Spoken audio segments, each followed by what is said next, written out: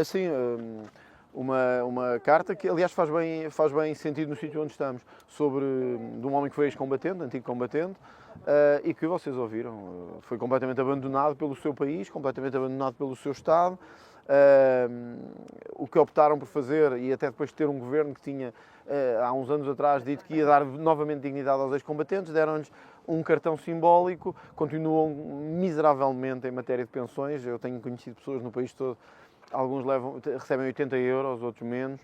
É uma situação de facto embaraçosa para Portugal. Eu acho que devemos ser o país que trata pior os seus combatentes, deve ser Portugal, porque tenho conhecido outras realidades, quer de França, já nem vou aos Estados Unidos, mas de outros. É curioso, até os alemães, que tiveram o trauma que tiveram com a Segunda Guerra Mundial, tratam muito melhor os seus ex-combatentes do que nós.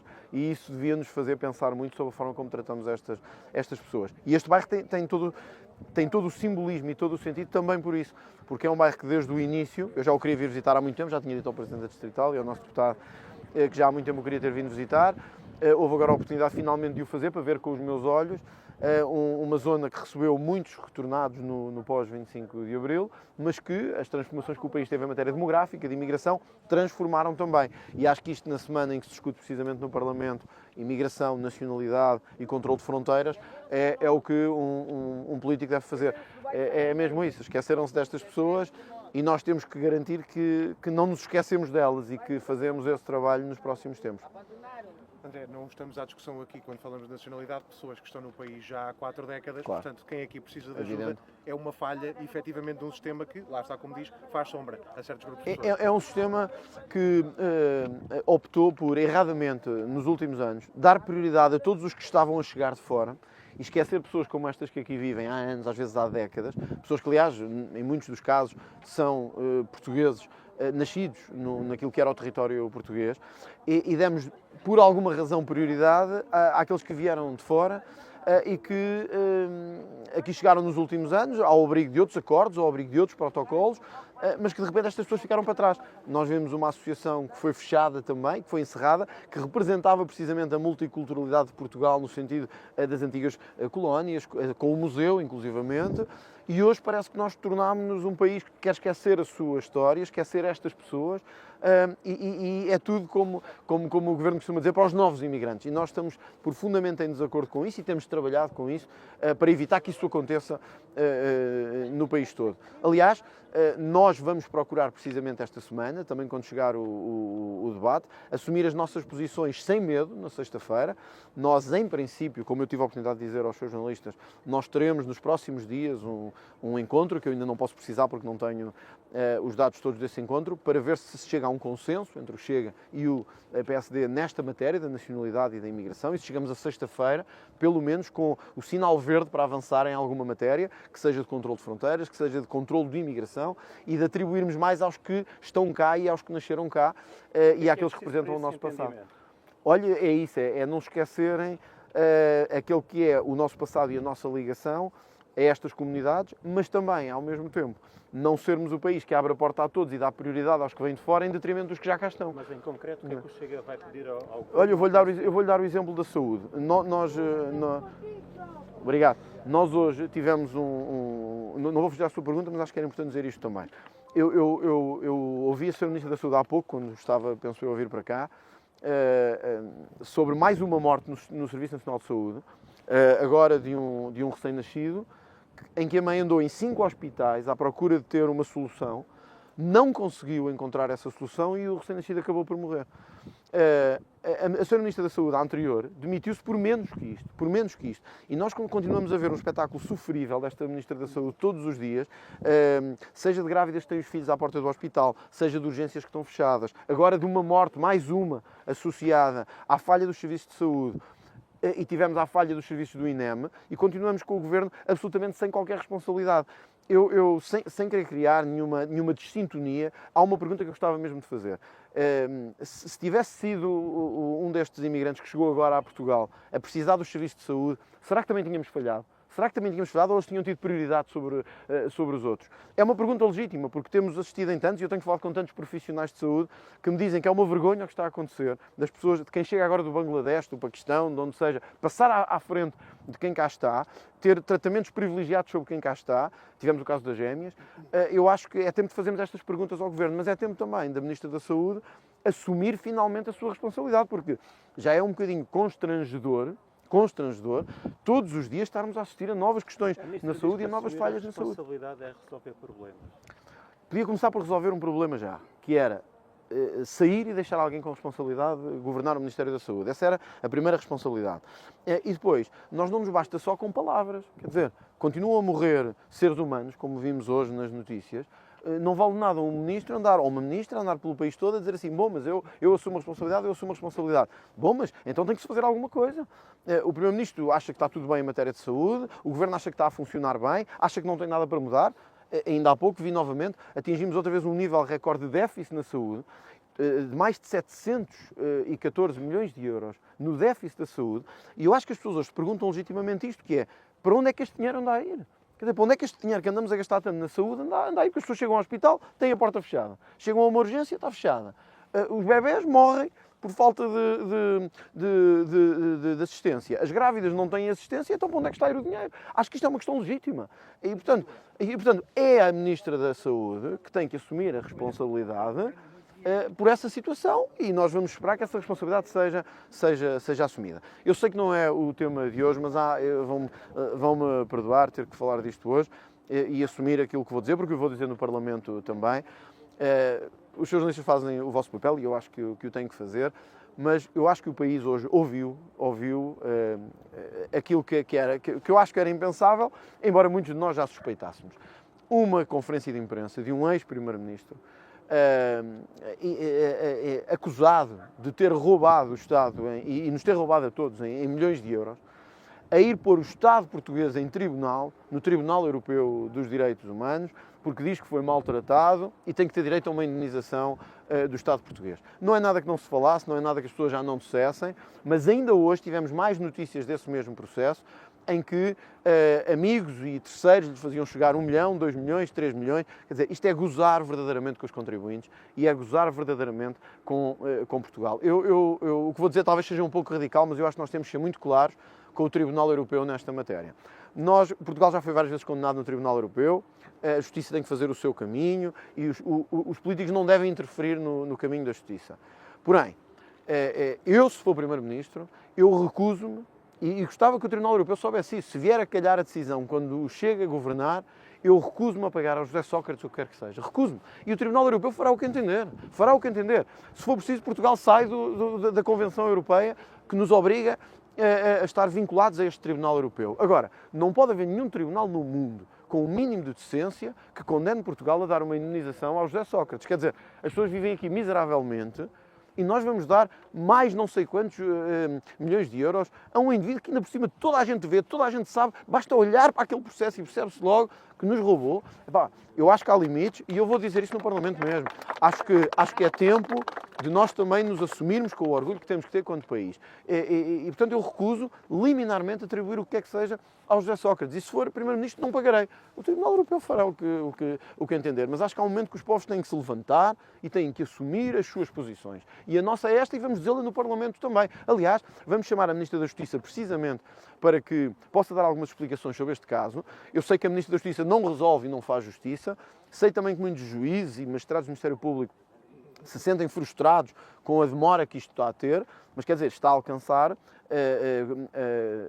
pormenores de grotesco. E o grotesco é nós ainda acabarmos a indemnizar o José Sócrates. Quer dizer, só falta isso, honestamente, para o país entrar no charco completo. Da nossa parte, não o teremos e acho que o país deve dar uma mensagem muito clara ao Tribunal Europeu. Se Portugal for condenado a pagar ao José Sócrates, eu acho que nós devíamos pensar em sair do Tribunal Europeu. Deixe-me ainda já falou há pouco da possível reunião a propósito da lei da nacionalidade O Chega também apresentou propostas alternativas à questão do IRS, Sim, sim. depois do Governo ter apresentado a sua proposta.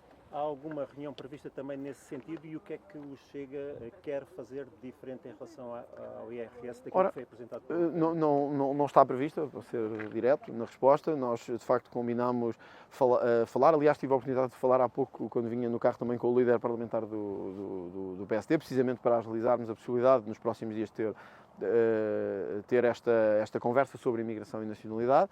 Sobre o IRS não está prevista ainda, é possível que venha a acontecer, mas basicamente, para que as pessoas compreendam, há duas, não sei se há mais, mas penso que há duas só, em cima da mesa na sexta-feira, a do Chega e a do Governo, em matéria de IRS, e que são em que pode haver caminho comum, Isto porque a grande diferença do Chega para o Governo é que o Chega quer que o alívio fiscal do IRS se sinta em quem ganha menos e na classe média, em vez de se sentir nos que ganham mais. E ao mesmo tempo mantemos praticamente inalteradas os últimos escalões, ou seja, os que ganham mais. Eu acho que a mudança no IRS em Portugal deve ser para quem ganha menos e não para quem ganha mais, já que vamos fazer um esforço financeiro.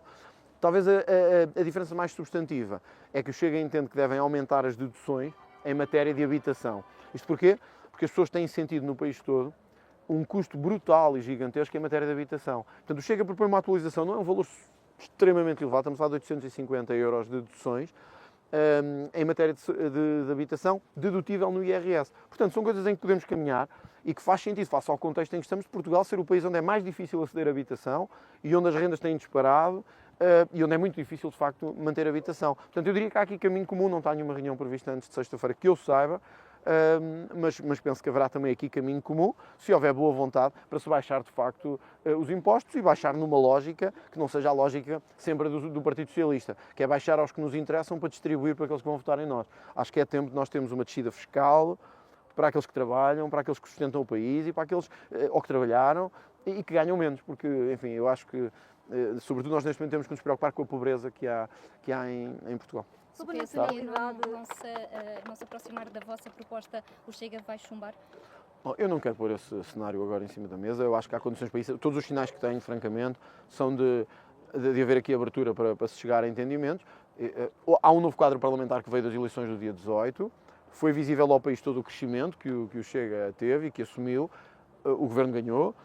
E, portanto, não vejo aqui razão nenhuma para que não se chegue a um entendimento em matérias tão importantes como nacionalidade, imigração e também na parte fiscal. Espero que o Governo não cometa o mesmo erro que cometeu o ano passado, que foi andar a negociar com o Chega, mas depois, à última hora, ir ter com o Partido Socialista quando as coisas falharam em matéria de IRC. Portanto, espero que o Governo não volte a cometer esse erro e espero que esteja de boa fé neste processo, como nós estamos, e que espero que se resolva, porque o que interessa é, na sexta-feira, as pessoas sentirem que, ao fim do dia, o Parlamento funcionou. Isto é, os 230 deputados saíram de casa, foram trabalhar, foram discutir, mas ao fim do dia as pessoas sentiram alguma coisa diferente na vida delas. Há um diploma que muda a vida delas, vão ter mais alívio fiscal, vão ter um país mais controlado. Se chegarmos ao fim do dia e voltarmos a ter um país caótico, em que não houve nada aprovado, com uns a atirar a outros, acho que é uma má imagem. Eu queria apelar ao Primeiro-Ministro, já tive a oportunidade de o fazer quando estive em reunião com ele, para podermos chegar aqui a um entendimento que beneficie a vida das pessoas. Acho que somos capazes de fazer isto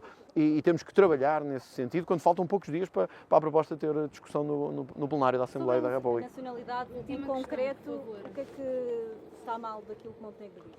Não, olha, há várias coisas. Uma delas, que para nós é uma questão relevante, porque já o apontámos várias vezes, a questão dos 10 anos. Quer dizer, o Governo propõe que... E eu vou-lhe dar um exemplo. Alguém chega a Portugal e obtém nacionalidade portuguesa ao fim de X anos. O que o Governo diz é que se essa pessoa cometer crimes graves em Portugal, tendo-se tornado português, não perde a nacionalidade automaticamente. Pode perder se vier a decidir num tribunal especificamente. Aqui para nós. Nunca vai acontecer. Quer dizer, todos sabemos que nunca vai acontecer. Se andamos há anos para julgar as outras pessoas, quanto mais perder nacionalidade. Quer dizer, é uma manobra só de marketing e propaganda que o Governo sabe que é só isso, propaganda, não é? Deixe-me só terminar, só para eu esclarecer esta questão. Para esclarecer isto, mas o que está previsto não é que o próprio juiz que condena a pessoa num determinado crime, como medida acessória, decida a perda da nacionalidade. Mas tem que ser uma decisão paralela. É na mesma altura, é tudo feito na mesma altura. Mas é uma decisão paralela e que tem que ser especificamente decidida e que pode ter recurso próprio. Ora, o que nós entendemos é que se alguém é condenado por terrorismo, tendo-se tornado português, que sentido faz que continue a ser português? Quer dizer, porque é que há de ser diferente em Aveiro do que em Lisboa? Ou no Funchal, em Ponta Delgada? Se alguém é condenado por terrorismo e obteve a nacionalidade portuguesa, não pode continuar. É um crime contra o Estado, contra a comunidade. Acho que isso é evidente. 2, também não percebo qual é a diferença dos 10 anos. Quer dizer, se for um terrorista que cá há 11 anos é diferente do que se for há 9. É uma coisa que não faz muito sentido. E, portanto, nós na vida temos que ter também esta dose de bom senso, de perceber quando as coisas não fazem sentido. Quer dizer, o tipo chega, torna-se português e depois decide matar 4 ou 5 pessoas quando passaram 10 anos e um dia de estar cá, ou de ser nacional. Então, e aí já se mantém cá? E se forem 9 anos não se mantém? Não faz sentido. Para nós, quem obtém nacionalidade portuguesa e comete crimes, deixa de ser português. Acho que isto tem que ser a boa regra, aplicável a todos, como diz o Primeiro-Ministro, todos. E acho que isto vai estar em discussão agora neste. Outra coisa é que provavelmente estes diplomas chegarão ao Tribunal Constitucional, com toda a probabilidade. Por isso é que eu queria instar o Governo a acelerarmos este passo até sexta-feira, porque com grande probabilidade estes diplomas terão fiscalização constitucional e demorarão a entrar em vigor. E eu acho que todos percebemos que o caos em que o país está não pode perder mais tempo. Nós temos que agir rápido e ser capazes de decidir rápido sobre esta matéria. Está bem? Obrigada. Só ainda perguntar-lhe, porque foi hoje foram esclarecidas por parte do Governo as objeções que o Primeiro-Ministro está a colocar à divulgação da sua declaração de rendimento. Sim. Isto parece-lhe um problema político? É uma questão técnica? O Primeiro-Ministro invoca que há aqui uma questão de segredo comercial, etc. Parece-lhe que é uma questão técnica, jurídica ou uma questão política? O que li há pouco, o que tive a oportunidade de ler há pouco, foi que o Primeiro-Ministro estava a obstaculizar o acesso à sua declaração de rendimentos. E isso não é muito normal numa situação em democracia, nem é muito normal da parte de um Primeiro-Ministro. É um mau sinal.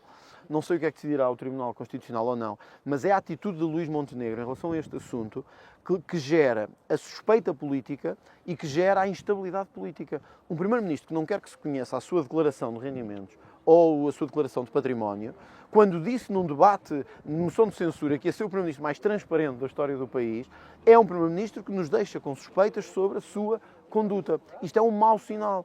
E, portanto, nós vamos aguardar como é que o Primeiro-Ministro reagirá a isto. Eu tive a oportunidade de ouvir o Presidente da República também, não querendo pronunciar-se ainda, mas que falará com o Primeiro-Ministro na quinta-feira ou na sexta-feira.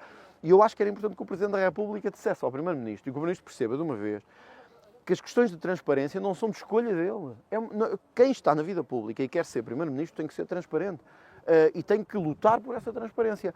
Mesmo quando isso envolve elementos que à generalidade dos cidadãos não são pedidos, mas que a um Primeiro-Ministro ou a um candidato a Primeiro-Ministro devem ser pedidos. Se o Primeiro-Ministro não sabe o que é transparência, então não está pronto para ser Primeiro-Ministro. Acho que ninguém compreende muito bem aquilo que lemos hoje, a ser assim e a ser como nos está a ser transmitido.